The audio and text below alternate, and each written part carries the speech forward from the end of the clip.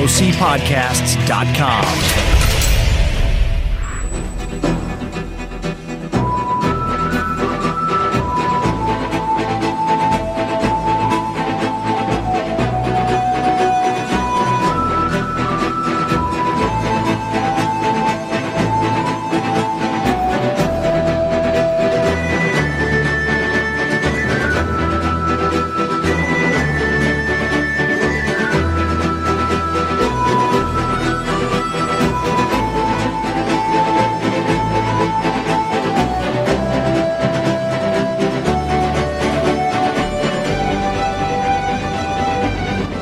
This is an SOS distress call from the mining ship Red Dwarf.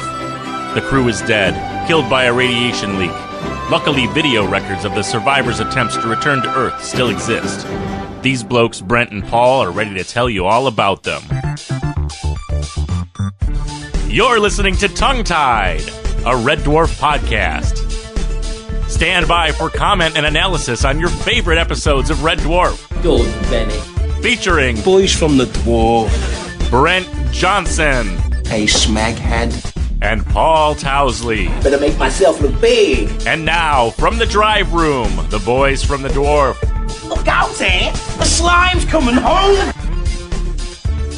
Hello, everybody, and welcome back to Tongue-Tied, a Red Dwarf podcast. I'm Brent. And I'm Paul, and this is our 6th episode, where we'll be discussing Series 6 of Red Dwarf, which aired from October 7th to November 11th, 1993.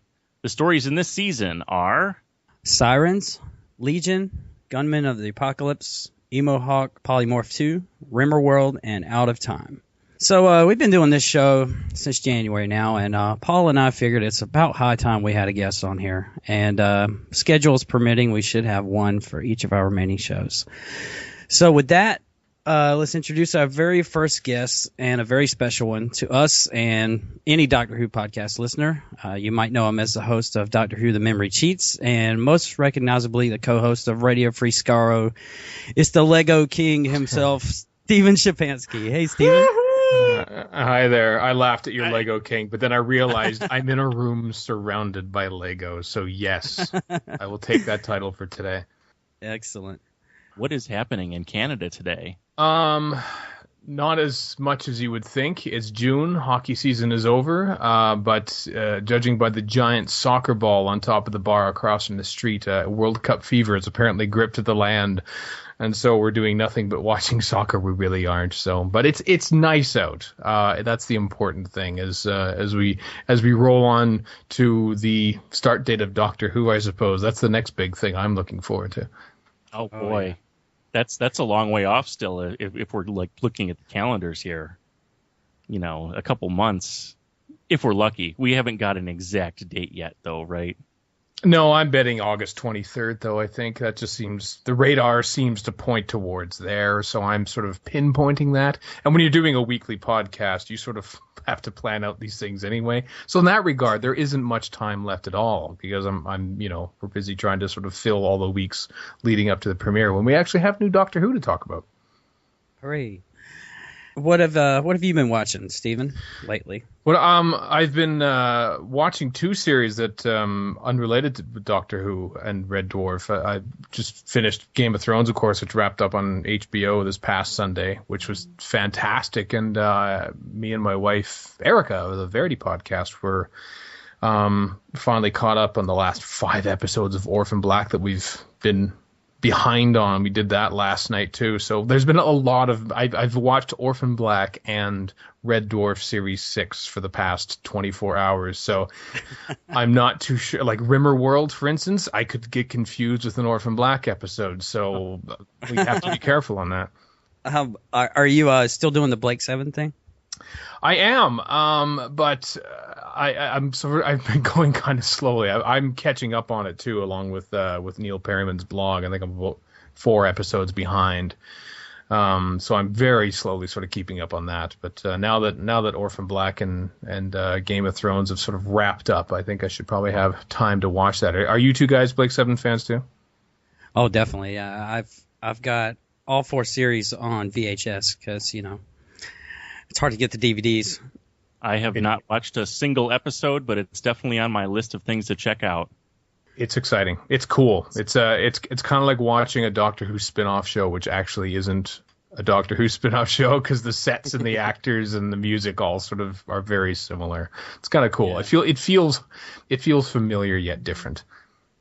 Yeah. Speaking of that, just looking through Big Finish, it got me into another old series that I've been watching lately called the Omega Factor. That was around that same time. And Louise Jameson is in it. I think this may have been where she went right after Doctor Who. And it's very similar to the X-Files, before the X-Files. And it's pretty good. You can get it through Netflix if you go through their DVD service. It's not on the streaming, but there's some freaky stuff in there. But it's a pretty good show.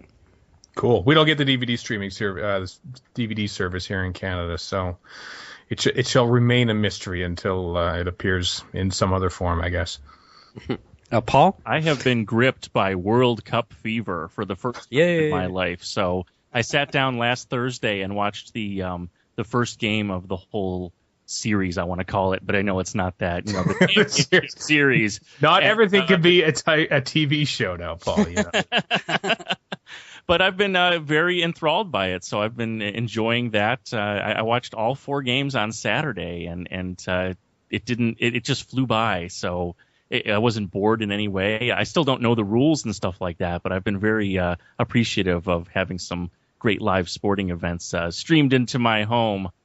It's a fairly simple game. You just have to, kick the ball into the net, don't use your hands, and pretty much everything else is as written, really. Yep. And when you get kicked, fall down so your mates can rest up a bit. Exactly, yeah. Roll around a little bit, too, just to really milk it. In agony. Yeah. All right, guys, so let's get started with Series 6 and Sirens. Now, gentlemen, as we are all aware, we have lost Red Dwarf. This is not the time for small-minded, petty recrimination. The time for that is when we get back to Earth and Lister is court-martialed. I didn't lose it. Come on, Lister, you're the one who parked it. You're the one who can't remember which planetoid you left it around. Not the same as little blue-green planetoids. Blue-green and planetoidy. Sir, there is no advantage in finger-pointing. We didn't lose Red Dwarf. Red Dwarf was stolen from us by persons or life forms unknown. Who would steal a gigantic red trash can with no brakes and 3 million years on the clock? Which aired October 7th, 1993, written by Rob Grant and Doug Naylor, and directed by Andy Diemeny. After being in stasis for 200 years, the crew awaken to find that Red Dwarf is missing and must travel through an asteroid belt of crashed ships and brain-sucking sirens to follow its vapor trail. First off, we have new titles again. The ship Red Dwarf is gone for the entire season, which includes Holly. And this one starts out 200 years after Series 5. So, and I'll go ahead and tell you, Series 6 is one of my all-time favorite seasons. It's right up there with 1 and 2 to me because it's hilarious. It still has the great concepts. And the crew seems to be a lot tighter. They're more like, at this point, they're more like brothers who like to pick on each other, bust each other's balls or whatever. But deep down inside, they really like each other. But yeah, despite the changes, everything just seems to flow in this series. It does, yeah. I liked it. It just as an overall, arching thing for Series 6, it was the one new thing that I think. And understand that I watched. I haven't seen Red Dwarf in years, literally years. I used to watch it after Doctor Who. It used to come on after Doctor Who on the PBS stations when I was sort of in my mid to late teens, I guess, and I really grew fond of it then. And Series 6 is sort of the last classic series for me, because by the time it came back on, I sort of had kind of dropped out of it, and I had to sort of struggle to try and watch it. And what I noticed between Series 5 and Series 6 is that like you said, because they're confined to Starbug, they're all in the same room, as opposed to the previous seasons where they can all be wandering around different parts of the ship. And the great thing is that they've given Kat this newly discovered ability to sort of sense things by sniffing them and smelling them and everything. He's got this sort of extra sense, which sort of makes him a lot more valuable, and he becomes a bit of a pilot too. And I think that's what helps. It's sort of instead of having just Kat sitting in the back, being a cat, he's actually a fully functional member of the team. Yeah, exactly. And the radar or sonar or whatever you might want to call it in deep space, except it's he's smelling the oncoming danger. Oh, There's also a guest star in this one, actually, playing Crichton's creator, Dr. Langstrom. It's one of my childhood crushes, actually. Jenny Agutter from Logan's Run and lots of other stuff. I have never seen Logan's Run, you know? Really? No, I've never seen it. I know she's in a recent couple of Big Finish plays because they made a big thing about her being in them. I'm thinking I don't know who she is, and then I put two and two together when I saw the cast list, and I thought, oh, that's her. Okay, I understand. And I had questioned Brent long ago in a past episode of Tongue Tied, stating that I wasn't sure if Claire Grogan was going to come back as Christine Kachansky, and here she is in this episode, teasing our boys into trying to come and join the Sirens. Mm-hmm. How many Kachanskys have there been? Claire Grogan was the first one, right? Mm-hmm. And then she was replaced by another one for Series 7, and then I want to say there was a third one in there too that I can't quite remember. I can't remember if there were 2 or 3. We'll lay that out in future episodes of Tongue Tied. Yeah. There's a teaser there. Do any of you guys have a favorite scene or favorite line from this story? My favorite scene is when Lister is outside the ship trying to free the Starbug, and he is confronted by Pete Transert's sister. And, of course, it's the Siren, and there's this great makeout scene with the woman that turns into the bug, and it's thoroughly disgusting, but that's definitely my favorite scene. I was watching some of the behind-the-scenes stuff today on my lunch break, and I got to that part, and Craig Charles has said he was so excited that he got to make out with a model. He said, but whenever they give you something really great, you got to pay for it. He said, so immediately after that, he said they stood in front of him and broke the seal of it was spermicidal jelly. Oh. And that's what he had all over his face when he was kissing. Pretty gross. Mm-hmm. I liked all the little bit of the ways of coercing or trying to coerce the crew into doing it, you know, with Kachansky and then Pete Transer's sister, and then it's easy to get cat because there's the two females that just sort of, there's only 3,000 of us, make love to us, all of us, you know, and he believes it. He buys it hook, line, and sinker, which I thought was funny. Yeah, my favorite scene was near the end where the two Listers come on board, and they don't know which one is a Siren, so they both have to play guitar. Mm-hmm. And of course, the Siren thinks he can play guitar, and so he just wails, and they shoot him. And what I didn't know was when he's playing guitar like really, really great, I always thought it was Craig Charles, but it's actually somebody sitting right behind him with their hands out, pretending to be him. Mm-hmm. Yeah, and it's not just a regular person; it's the lead guitarist of Roxy Music, Phil Manzarek. Ooh. Yeah, I know. Yeah, it was supposed to be Brian May apparently. Oh, really? Yeah, they asked. I think I'm reading. I found this out on Wikipedia. I didn't know this before either, but apparently they asked Anita Dobson, who was a guest star on this, and her partner, her later husband, was Brian May, and they actually asked him to sort of, could you be the sort of the guest hands of Lister on this? And he was unavailable, so they got Phil Manzanera, who's not only Roxy Music, I think he's done a lot of stuff with Brian Eno as well throughout the 70s and 80s. So it's kind of cool. I didn't know that at the time. What? I play guitar.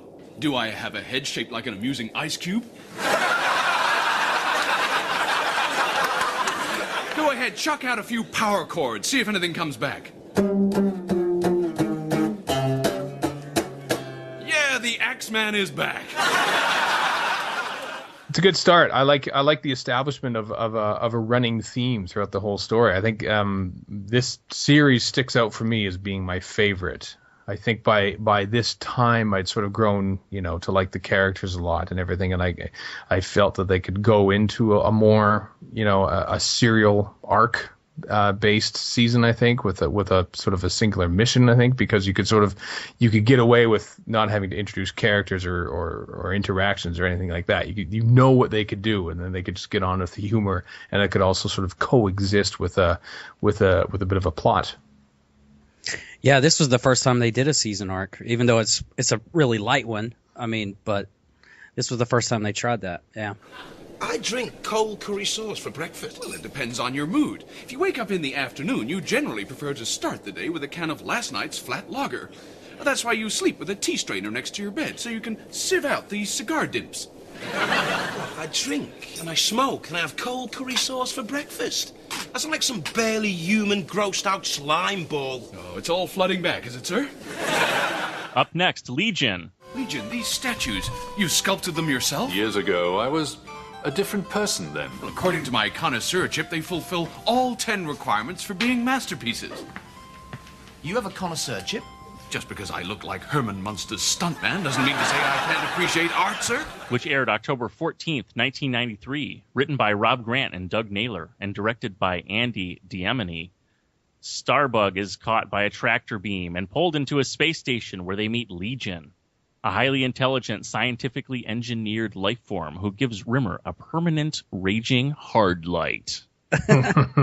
Legion's very interesting, isn't he? He's kind of a congregation of all four of our characters put together. Of course, we don't find that out until later in the episode, but he really kind of woos and amazes our cast members at the beginning by just being awesome and amazing. And, he could have very easily become another cast member because, we're looking for another person for these guys to kind of play off of since the conflict between them has been sort of reduced in this series. Mm-hmm. I like the bits, they're trying to impress him throughout dinner, to try and lure him to sort of become a fifth member of the dwarf, so to speak. And of course, they completely fail at it because they're using those little crazy chopsticks and and the floating food and everything. That was a great scene. I quite enjoyed the dinner scene in that. Yeah, this is one of my favorite stories. I guess because it reminds me a lot of the holodecks on Star Trek Next Generation, and when he's talking about the cyber park or whatever. And to me, that's like the greatest sci-fi invention ever. You can go anywhere, anytime, be anybody. And I don't know. I think it would be kind of hard to say no to Legion, to just kind of stay on the ship for forever. Mm-hmm. I know it's cool. And some of the special effects were interesting. I remember being more impressed with them in the day, but then I look back, it's like some of the video effects are sort of, congeal four different crew members' faces together when he rips his mask off and everything. Then I think, wow, that was 1993, and that's like 4 years removed from the end of Doctor Who. And sometimes I look at Red Dwarf and go, this is where Doctor Who could have gone in terms of visuals. And there are some pretty impressive visuals in Red Dwarf, especially this series, I thought. Yeah, exactly. As a character, I like Legion. I mean, he's pretty much an amalgamation of the entire crew. And without them, he's nothing. It's a good concept there. And the whole really does meet more than the, some of their parts, because Legion seems really competent. He's not a loser in any way. He's able to provide them all with something that everybody wants, as far as the hard light bead. And he saves Lister at the beginning with the appendectomy. And all kinds of stuff like that. He seems to really stand up and not be a pathetic wretch like the rest of the guys. Mm-hmm. It's interesting, actually, on 2 consecutive episodes where they have Crichton sort of either sort of play around on what I mean to say is that in the first episode he sort of is hellbound to obey the orders of what he presumes to be his creator and Professor What's-Her-Name. And in the same one here, he sort of argues with Legion once it's just Crichton because all the others are knocked out, that he's only there to serve humans. So he sort of works on that technicality too. They do that sort of twice in a row, which I thought was kind of odd. It worked. It didn't seem repetitive, but they sort of focused on that aspect twice in 2 episodes. Yeah, very consistent. Mm-hmm. Yeah, I like this one a lot. I think it's grown on me. When I was a kid, I don't think I quite enjoyed it as much as I should have, apart from the dinner scene. But I've come to admire the big shiny dobro that he had in his room, which was nice. I remember looking at that when I was a kid and thinking, "Wow, that's a shiny guitar," and then I didn't really understand what it was. So my favorite scene from this had to do with the anti-grav chopsticks. Just all the slapstick that went into that was definitely a lot of fun. And there's got to be a blatant like Ghostbusters thing going on there where don't cross the streams, because that just really messed up everything they were trying to do. And Crichton, Robert Llewellyn just whacks Chris Berry as Rimmer in this scene. So many with like the various poles and stuff there's sound effects and going on in there too, but like he is actually hitting him with this I assume like a lightweight plastic pipe, but I enjoy the amount of abuse that Rimmer takes. And I'm glad to see that he gets the hard light thing, which means he can basically behave like an actual, human being, a fully functional person, because actually, along with Kat sort of becoming a fully functional person, having Rimmer be able to touch things, I think, is a lot. I imagine after 5 years, they were probably running out of ideas of how to have Rimmer involved in the action, but not actually touch anything. You'd better have a mighty damn fine explanation for what you've just done, Miladio. I merely converted your projection unit from soft light to hard light. Hard light? I've got a body? I can touch? Feel? Puncture repair kit on standby, sir. Then again, how could Rimmer smell Lister's socks, too? So there's lots of those little things that we could point out. But then again, once you start doing that, just remember, this is a show where a cat becomes a human being in 3 million years. So. Exactly. Yeah. Step up to red alert. Sir, are you absolutely sure? It does mean changing the bulb. Next up, Gunmen of the Apocalypse. Wait, something's coming back now. You, sir. Whenever I look at you, I get an image of curry and early morning breath that could cut through bank vaults. You, sir. There's something familiar about you, too. I get a name. Smee. Smeghead? That's it. He remembers me. Which aired October 21st, 1993, written by Rob Grant and Doug Naylor and directed by Andy DeEmony. Years after narrowly escaping the Doctor and Leela on Earth, not really happened. Dr. Fendelman, as played by Dennis Lill, infects Starbug with a disabling computer virus that Crichton must destroy before the ship crashes into a volcanic planet. This is the one that won the International Emmy Award, didn't it? Oh, yeah. Exactly, yeah. It was a great episode. It was fabulous. I like the notion that once the head of drama or something from BBC Two found out about it and how much it was going to cost, immediately put a hold on production of it. Of course, it already was shot like about a week ago, which is hilarious. So I wonder how, because it actually does look expensive. They went out into location and sort of created or at least found a suitable location for this Western village, and I think it looks pretty cool. Yeah, I saw this behind the scenes today too, and they were talking to one of the people that have to approve it on the BBC, and she was freaking out looking at the script. Oh my God, we can't do this, we can't afford this, and just scrap the whole thing, scrap the whole project. And the guy's like, well, we would, but we filmed it yesterday. Now, Brent had brought up earlier how the holodeck lets you go anywhere and do anything, and here's another example of that kind of story. And, of course, Star Trek The Next Generation did it in Fistful of Datas. So you got to have the obligatory Red Dwarf Western. Did this one come along first, or did the Star Trek one come along? I know the Star Trek one was from season 6, I think, wasn't it? Or was it 7? I can't remember now. I'll get you a date. Okay, I wasn't sure if I had some Next Generation aficionados on hand here. If it's 6 or 7, then it's going to be around the same time. So I'm not sure. of Data is November 9th, 1992. Oh yeah, okay. I'm sure it probably didn't hit the UK in time though, so we'll give them a pass. Plus, I think you'll find that Star Trek: The Next Generation completely ripped off Thanks for the Memory, in that. A similarly themed episode. I want to say it's the one with Kelsey Grammer as a space captain, I think, towards the end. But pretty much the identical same story was used. And not to mention ripping off the Borg, obviously, from the Cybermen. I know. Why did... Star Trek. Goodness me. Anyway. Well. Yeah. The joke that Stephen was referring to was Dennis Lill is in here playing the head rogue simulant.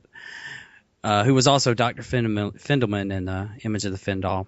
He also played Charles in that Survivor series that I watched earlier this year. So. Oh wow, he was in Doctor Who again too. I can't remember the name of the character, but he was basically the lead villain in The Awakening as well. Oh, that's right. Yeah. I forgot that. But yeah, I'm a big Western fan. I used to watch Westerns on Sundays with my dad and my grandma when I was a kid, and Lone Ranger was my favorite show. So this one's always been a favorite of mine. It's always been a great story. And but my favorite scene has to be the trick shot that the Riviera kid used, where he knocked out Crichton with the sign. That was awesome. Yeah. Yeah, the audience reaction, too, even though it's on tape because we're on location for that, I thought was really good, too. I like how Crichton is so different in the virtual reality. You know, usually he's like a simpering wimp, and that's not very different, I guess, for the virtual reality, but he just doesn't play it the same way. So here we get the cast getting to enhance their own characters a little bit in the way that they're playing their virtual counterparts. Who in the heck are you? They call me the Kid. The Riviera Kid.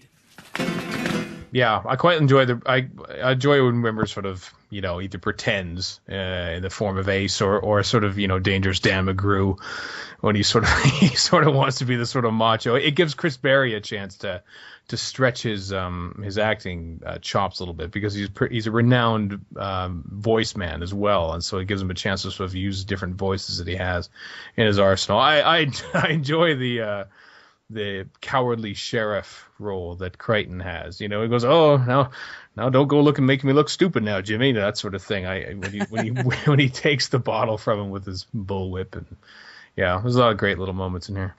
Also, that scene where Lister and the cat are pretending to be Vindiluvians with the. That's one of those things that got lost and everything running together, kind of, because like I know that it happened, but it didn't like make it onto the note sheet. Yeah, with the plastic eyes on their chins upside down, and that was great. Mm-hmm. And the obvious gag that it's Crichton's eyes, and he's got the that's a great thing about sort of comedy like that, is that you can get away with Robert Llewellyn just sort of shutting his eyes for the duration of that scene and then pretending to put them in. That's half the joke, is that he's pretending to put the eyes in when they're done with them, as opposed to actually doing a special effects shot showing him putting the eyes in. I think the humor works better when he's just pretending. Up next, Emohawk, Polymorph 2. Emotions are a highly valued trading commodity. The oxygeneration unit. Looks like they're ready to fix a price. I thought we'd fixed the price with all the bangles and baubles we've given them. No, sir, that was just for the honor of entering their Watunga, or hut. The bartering proper begins now.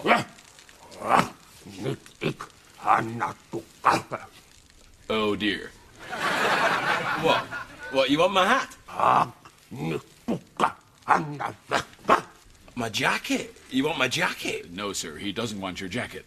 He doesn't want me long johns, does he? Not your long johns either, sir. Well, what then? Me? He wants me. Yes, sir. He says in exchange for the oxygeneration unit, he wants you to be his daughter's mate.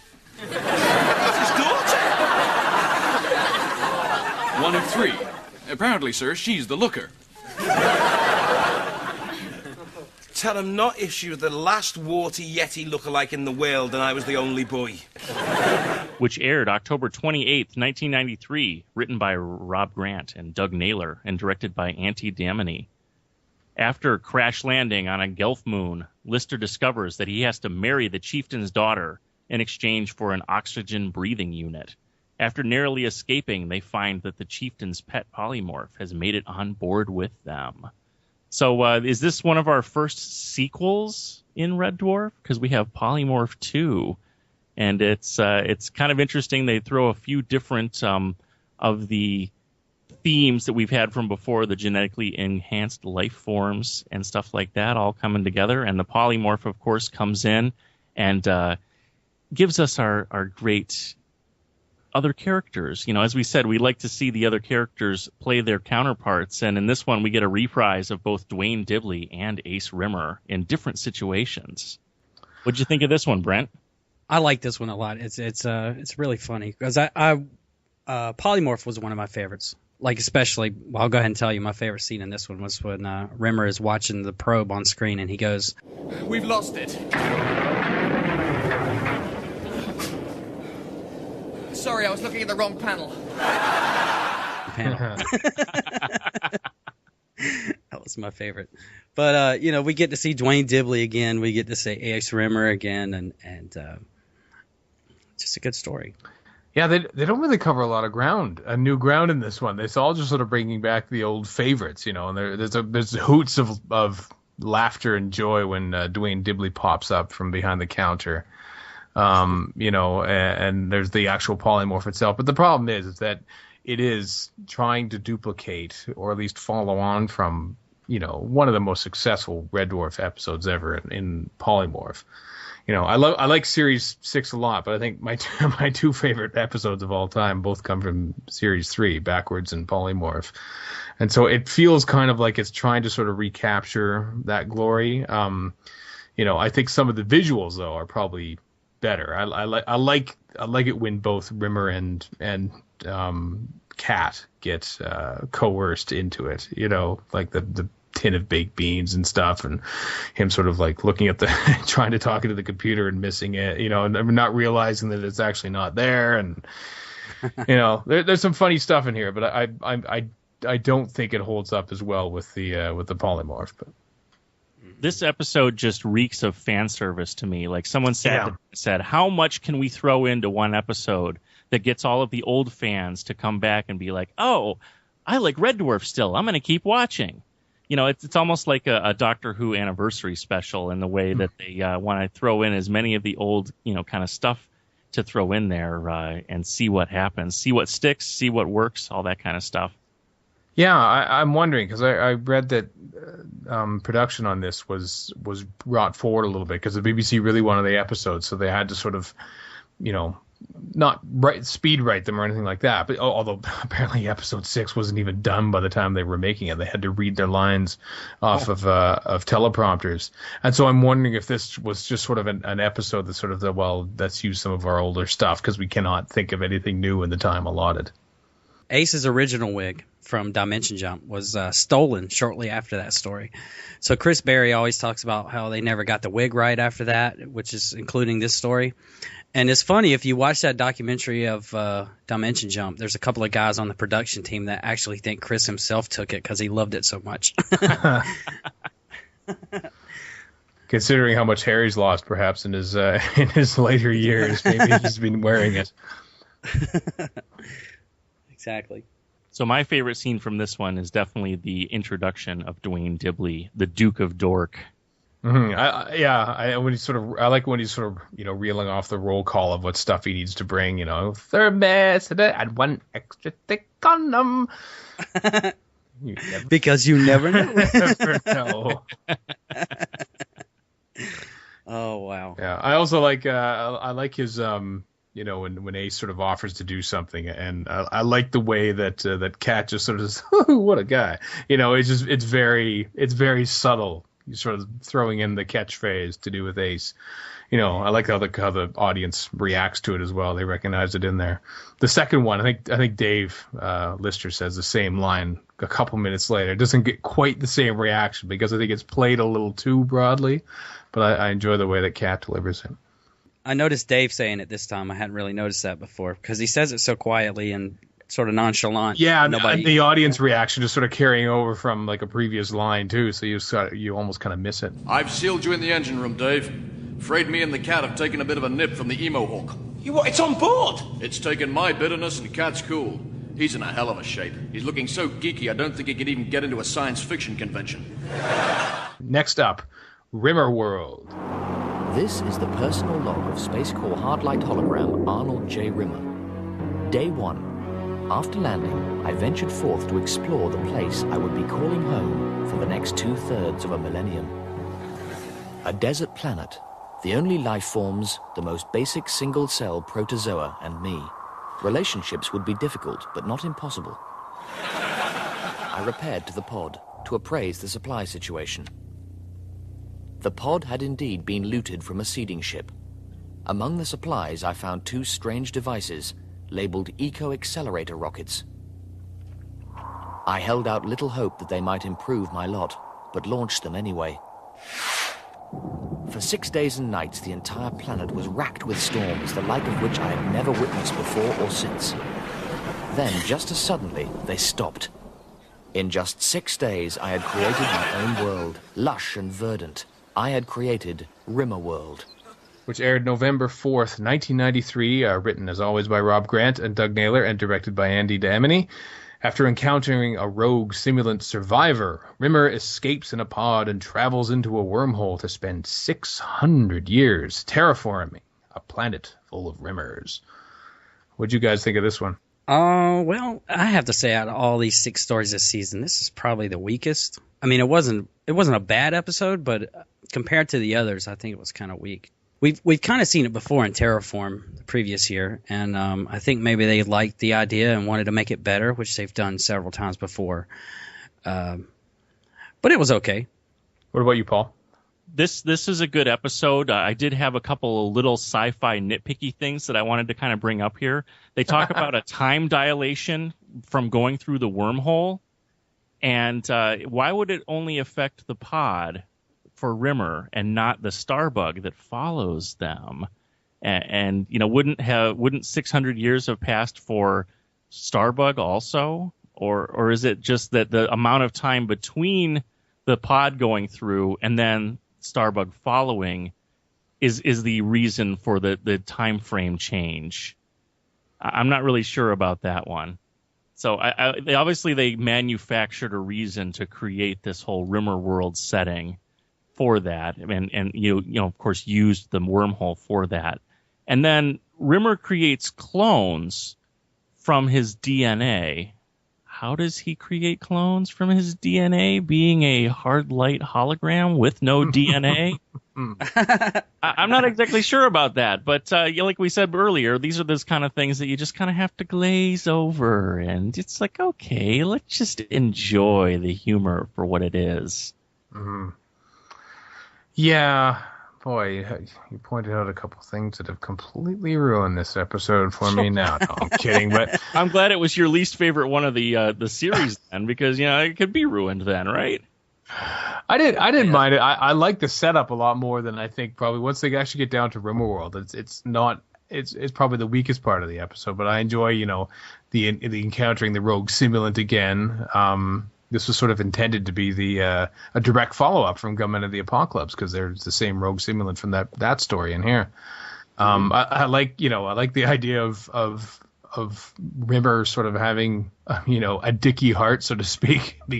Again, how does he have a heart? Whatever. He's a hologram that apparently has hypertension, but I like how he sort of he cowardly sneaks out into the escape pod, and I like how sort of Lister is trying to sort of coerce him into not doing that by sort of disguising it as a conversation with the simulant. Yeah, I love that. Yeah, there's a few little great moments in here. I enjoy the taunting of Rimmer when he realizes it's going to be 600 years with Crichton. Oh, just scanning for planets now. Long range, long range, and so.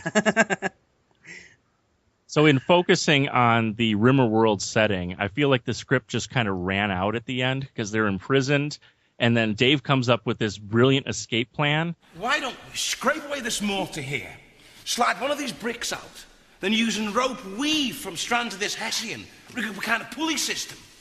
So that when a guard comes in, he sets up a tripwire, gets laid out, and we put Rimmer in the guard's uniform, he leads us out, we steal some swords, and fight our way back to the bug. Or we could use the teleporter. Teleporter. Credits. It was funny, though. Yeah. My other favorite line was where the cat says, "All in all, 100% successful trip." Sir, we lost Mr. Rimmer. All in all, 100% successful trip. There you go. See? It's good stuff in there, Brent. Yes. Oh, yeah. It's not a stinker, but it's just compared to the others. If I had to pick a number 6, that would be the number 6. Mm-hmm. But did you have a problem with the science like Paul did too, or is it something else that bugged you? It didn't really hit me about Rimmer's DNA, but the Starbug following the pod in there, I thought they would get there at the same time. But yeah, it didn't make sense to me either, that part, but whatever. Perhaps it would take 600 years in Rimmer's time for the wormhole to sort of be near that planet again, and perhaps it only took 4 days for Starbug to sort of be able to get there. I don't know. I'm making it up, but cool. That's some good Douglas Adams logic there. Exactly. If we wanted to live in a state of perpetual agony, we'd let Lister play his guitar. And now our last story, Out of Time. Sir, do you remember who your parents were? No, I don't. I was found under a pool table in a box. Did anyone ever tell you what was written on that box? Were the words kit or paint before assembling overmatching. It's just that while you were under, we discovered something rather disturbing about you. It's that tattoo on my inner thigh, isn't it? Look, I don't really love Peterson. He just got me so drunk I didn't know what I was doing. It's not the tattoo, sir. There's no easy way of breaking this gently. I'm afraid, sir, you are not human. You are a droid. I'm a what? Which aired November 11th, 1993, written by Rob Grant and Doug Naylor, and directed by Andy Diemeny. Making their way through a series of unreality bubbles, the crew discover a time drive. This leads them to meet themselves 15 years in the future and inflicts a space battle to the death. So this is one of my absolute favorites of this year. Being a season finale, if you will, pretty much anything could happen. So when Lister is a droid, that was a big WTF moment. And then comes the great concept of the unreality bubbles. And we see things like the cat becoming invisible and forgotten and the entire ship disappearing except for them and their seats. Good stuff. Now, sometimes they call them unreality bubbles, and sometimes they call them unreality pockets. And that just made me hungry. I was like, unreality. Pepperoni. Yeah, I mentioned before that Polymorph sort of covered the same ground in previous stories, and this one kind of reminds me of the season finale. Is it what was the? I'm hazy on the memory, but the one where they sort of thought they were in a virtual reality video game. Oh yeah, Back to Reality. Back to Reality. Sort of like you're watching this. Is this really true? And for a while you sort of get that. I remember watching this the first few times back in the 90s, and I never noticed that when they're attacked, like once the older versions of themselves leave and they start attacking Starbug, I never noticed that there's an actual a jump for the unreality bubble. I never noticed that, and I thought oh my god, like did they actually just die? Like I didn't notice that it was that they had just entered an unreality bubble. So that cliffhanger meant a lot to me as a kid. I remember really being blown away by that, and hoping that we wouldn't have to wait long to have it resolved. And of course, it took another 4 years for the next season of Red Dwarf to happen, and pretty much everything had changed by that point. As you're saying, that ending, to me, that's like probably the greatest ending in all of Red Dwarf, because the first time I saw that, I was like, oh my god, they just died, and you think that something's going to happen at the very end that's going to reset everything, and it doesn't. Mm-hmm. It just goes off, and they're all dead, and Rimmer is actually the hero, which is ironic, and it just blows up the whole. I guess he blew up the time drive. Is that what happened? And I think erased what they're trying to do at the end, he races down into the engineering section and destroys the time drive, which is the absolute most heroic thing that he has ever done. It's kind of touching in a way. I remember sort of like watching this, go Rimmer, because I was really invested in the series at that point, and I was, enjoying the humor of it, but I was really enjoying just sort of the hard sci-fi ideas that were sort of being tossed around, and sort of have Rimmer be a coward in Rimmer world, and sort of have this sort of about face when he's a coward when there are others around him, but when there was no one else around and it was only up to him, that's when he sort of became a bit of a hero, which was kind of cool. It was a good moment, a genuine character moment in a comedy. Yeah, it's just a really great dramatic scene with the acting and the music, mm-hmm. and everything where the crew die and Rimmer, for once in his life, is a hero. I just remember getting chills watching that. I just watched it over and over. I was like, couldn't believe they would end the series like that, or even if it was coming back, because we didn't get news like that over here. Mm-hmm. Yeah, because you guys you bought it all on VHS. You didn't watch it on PBS like me, is that right? I tried to do both. I caught them when I could on PBS because the schedule was kind of erratic down here, but I definitely caught them in the store when they came out. And what's his mission? To rid the universe of Chicken Vindaloo? I want to pick your brain first here. There's some mention here about Lister picking his nose hairs with kitchen tongs, and I remember that image distinctly. Did that happen in this season, or did that happen someplace else in the series, and I'm just losing it as far as when it all happened? It's in 7. It's in 7, so we'll get that next month. All right. Yeah. Awesome.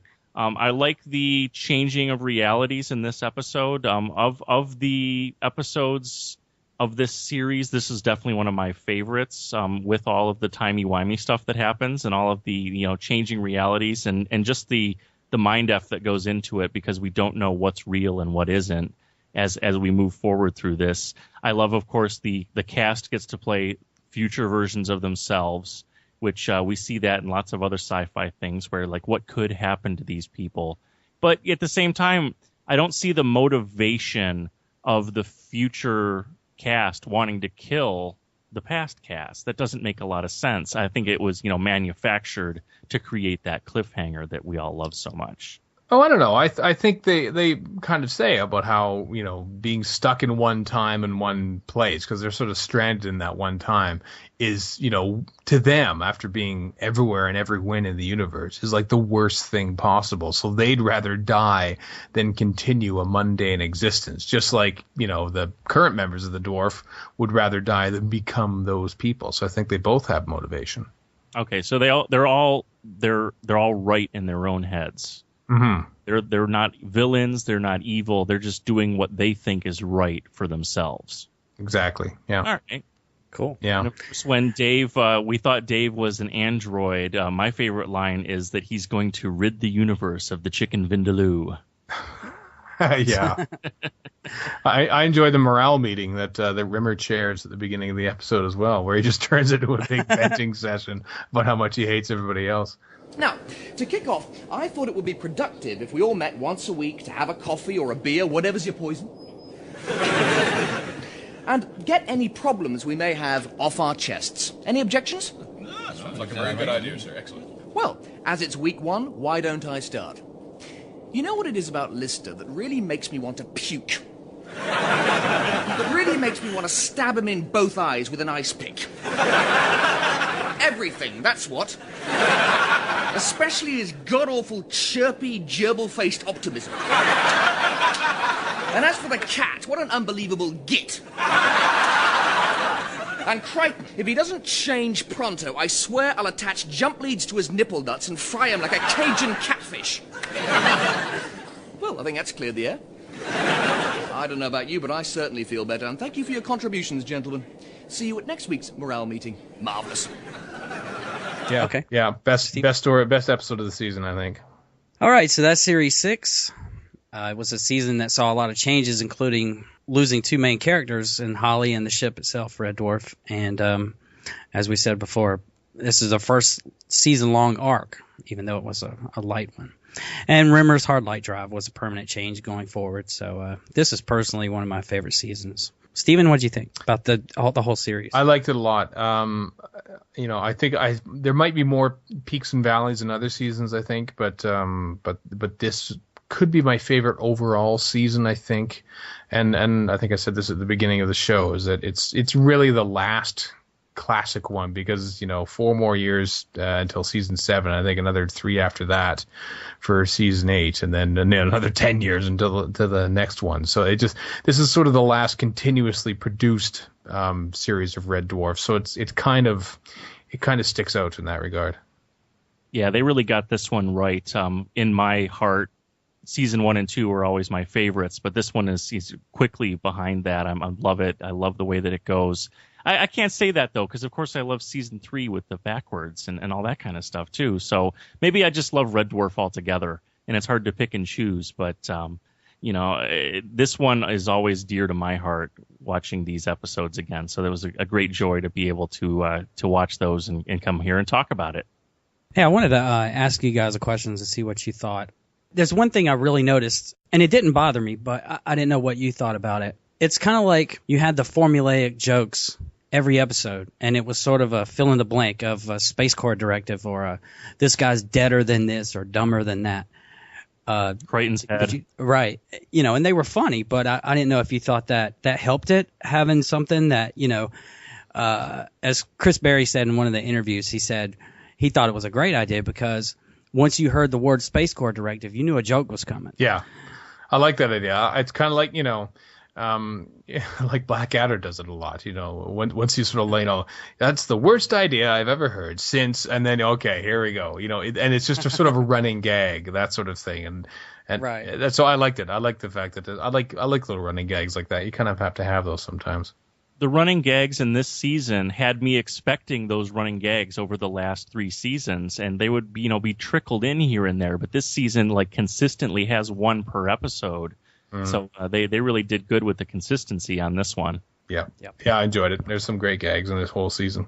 So, forgive me if I'm being thicker than the offspring of a village idiot and a TV weather girl. But what exactly was the point of that little exercise? I just it was fun watching Red Dwarf again. I hadn't I'd watched it countless times in my mid to late teens, just sort of having it on the TV as I was doing something else, or just so like when I was listening to previous episodes of this podcast and you play the audio clips, instantly the scenes would pop back in my mind, even though I haven't seen it in many years. So it was fun to have this opportunity and excuse to sort of go back and watch Series 6. And now I kind of want to go back and watch the whole series from the start, especially the next 3 seasons, because I've only ever seen those once at the very most. Yeah, I'm glad you came on here with us today, because it's really cool to hear you talk about Red Dwarf, because I've never even heard you mention it before. I don't think we hear you talk about Doctor Who and Blake Seven and everything, and it was really cool to hear you talk about Red Dwarf. So I appreciate you coming on. Well, thank you for having me. For joining us. Thanks very much for having me. It was a lot of fun. Awesome. All right, cool. Stephen, where can we find your stuff? You can find, I'm on Twitter at Legopolis, Legopolis, like a city, and I'm also on Radio Free Skaro at radiofreescott.com, and the Memory Cheats, which we're in our last calendar year of episodes, just like you guys have a finite goal to this podcast, I suppose, until the next season of Red Dwarf. We have a finite goal of reviewing every classic series story from Doctor Who. So in April of next year is when we stop that, and it's going to be very, very weird to do so. It's been a lot of fun to do too, so it's just going to be weird to not do them anymore. I love those. I love the build up, and I like how the first few episodes you did, you had the title in the notes, and then you stopped doing that, so it was a surprise to everybody as to what the story was going to be. And yeah, I love hearing what it is and then hearing your reaction. I know it's become so expected now that people keep telling I like hearing his reaction, that for some of them, which I do have a genuine reaction, I actually stay silent just to keep people guessing now, because it's just becoming too obvious, All right. Well, thanks for being on, Stephen. Thanks, guys. Oh, dear. Say goodbye, Paul. Goodbye, Paul. Say goodbye, Stephen. Goodbye, Stephen. Thanks for listening. See you next time. Thank you for listening to Tongue Tied, a Red Dwarf podcast. Red Dwarf, the song Tongue Tied, and all associated material are trademarks of Grant Naylor Productions. No infringement is intended. You can email the podcast at tonguetiedpodcast@yahoo.com. Like us on Facebook at facebook.com/tonguetiedpodcast. And follow us on Twitter at tonguetiedpod. For the boys from the Dwarf, this is Paul Towsley saying, Gadabble, diggle, doggle, niggle, foggle, nibble, nay. I'm trying to say I'm tongue-tied, tongue-tied, whenever you are near me. Mummy, mummy, mummy, mummy, mummy, mummy, mummy, mummy, whenever you're... Crichton, you're forgetting about Space Corps Directive 1742. 1742? No member of the Corps should ever report for duty in a ginger toupee. Go to Blue Alert. What for? There's no one too late. We're all here. I would just feel more comfortable if I know that we're all on our toes because everyone's aware it's a Blue Alert situation. We all are on our toes. May I remind you of Space Corps Directive 34124? 34124. No officer with false teeth should attempt oral sex in zero gravity. And as prisoners of war, I invoke the All Nations Agreement, Article number 39436175880932-B. 39436175880932-B? All nations attending the conference are only allocated 1 car parking space. Something's coming. Nothing on the Navicom. I can smell it. Something big. I'm getting nothing either. These nostrils never lie. He's right. Coordinates 5341 by 6163. Take a peek, gentlemen. There's a meteor bigger than King Kong's first dump of the day. ROCpodcasts.com